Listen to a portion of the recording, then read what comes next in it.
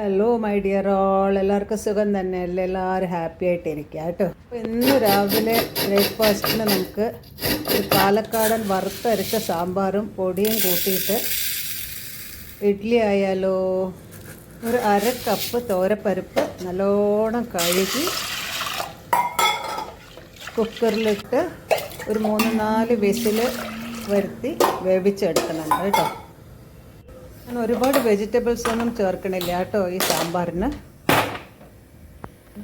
ഒരു കഷ്ണം മത്തനും, ഒരു 2 മുരിങ്ങക്കായും, ഒരു 5-8 വെണ്ടയ്ക്കും, ഒരു തക്കാളിയും മാത്രമേ ഉള്ളൂ കേട്ടോ വെജിറ്റബിളായിട്ട്. സാമ്പാറിന് വറുക്കാനായിട്ട് ഒരു 1.5 ടേബിൾ സ്പൂൺ മല്ലി, ഒരു 1/4 ടീസ്പൂൺ വെന്തയം, ഒരു 4 വറ്റൽമുളക്, ഒരു 2 എരിവില്ലാത്ത പച്ചമുളക് എടുത്തിട്ടുണ്ട്. പിന്നെ 1 സ്പൂണ് കടലപ്പരിപ്പ്,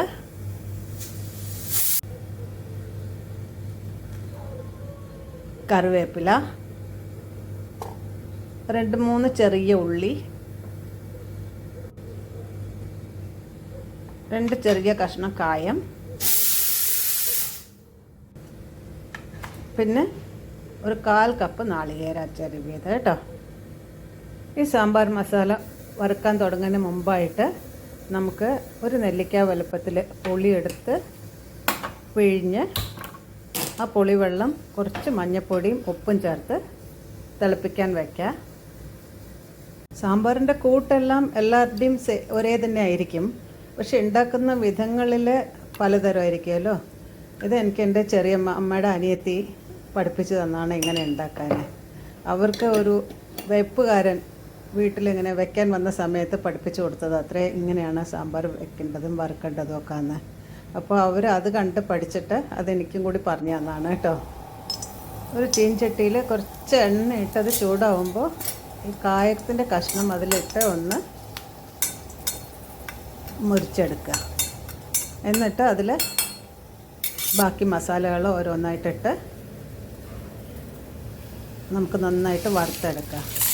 കായ പൊടിയാണ് ചേർക്കുന്നത് വെച്ചിട്ടുണ്ടെങ്കിൽ ഈ വറവെല്ലാം കഴിഞ്ഞ് നമ്മൾ ഓഫ് ചെയ്യില്ലേ, അതിന് ശേഷം 1-2 സ്പൂണ് നിങ്ങൾക്ക് എത്ര വേണ്ടത് വെച്ചാൽ അത്രയും കായപ്പൊടി ചേർത്താൽ മതി കേട്ടോ. ഈ നേരത്തെ കായ ഇടാൻ പാടില്ല വറുക്കുന്ന സമയത്ത്. എൻ്റെ ചെറിയമ്മ ഉണ്ടാക്കുന്ന സാമ്പാറുണ്ടല്ലോ, ഞാൻ അവരെ ചേച്ചിന്നാണ് വിളിക്കുക കേട്ടോ.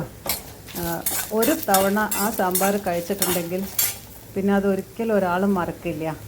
അത്രയും ടേസ്റ്റിയാണ് ആ സാമ്പാറിന്. ഒരു 3 വർഷം ബോംബെയിൽ ഞാൻ അവരുടെ കൂടെ താമസിച്ചിട്ടുണ്ട്. ആ സമയത്ത് അവരുണ്ടാക്കണ കണ്ടിട്ട് ഞാൻ പഠിച്ചതാണ് ഈ രീതിയിൽ ഉണ്ടാക്കാൻ കേട്ടോ. എന്നാലും അവരുണ്ടാക്കുന്ന ആ രീതിയിലുള്ള ടേസ്റ്റൊന്നും വരുന്നുണ്ടെന്ന് എനിക്ക് തോന്നുന്നില്ല. അതൊരു കൈപ്പുണ്യം വേറെ തന്നെയാണ് കേട്ടോ. പുളി നല്ലോണം തിളയ്ക്കുമ്പോൾ അതിനകത്ത് കഷ്ണം ഇടാം. കഷ്ണം ഇട്ട് അത് വേവട്ടെ കേട്ടോ നന്നായിട്ട്. വെണ്ടയ്ക്ക ഇടാൻ പാടില്ല ഇപ്പോൾ. പിന്നെ ഇത് നന്നായിട്ടൊന്ന് മൂപ്പിക്കട്ടെ.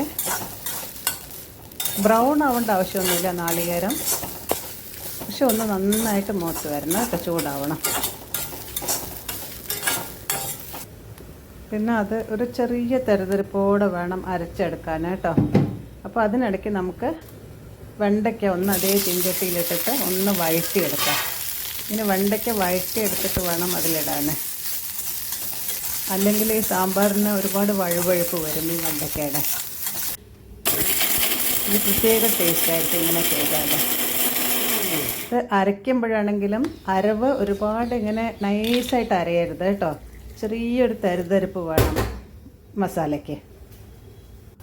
പിന്നെ ഈ പച്ചക്കറികളൊക്കെ നന്നായിട്ട് വെന്തോ നോക്കുക. വെന്ത് കഴിഞ്ഞാൽ ഈ സാമ്പാർ മസാല അതിനകത്ത് ചേർക്കുക.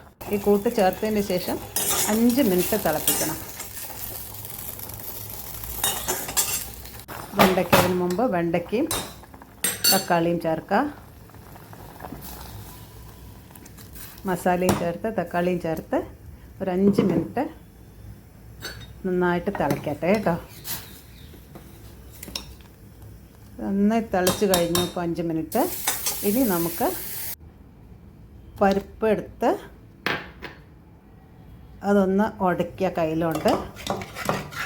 എന്നിട്ട് അത് സാമ്പാറിൽ ചേർക്കുക. പരിപ്പ് ചേർത്ത് കഴിഞ്ഞിട്ട് ഒന്ന് തിളവരുക വേണ്ട കേട്ടോ.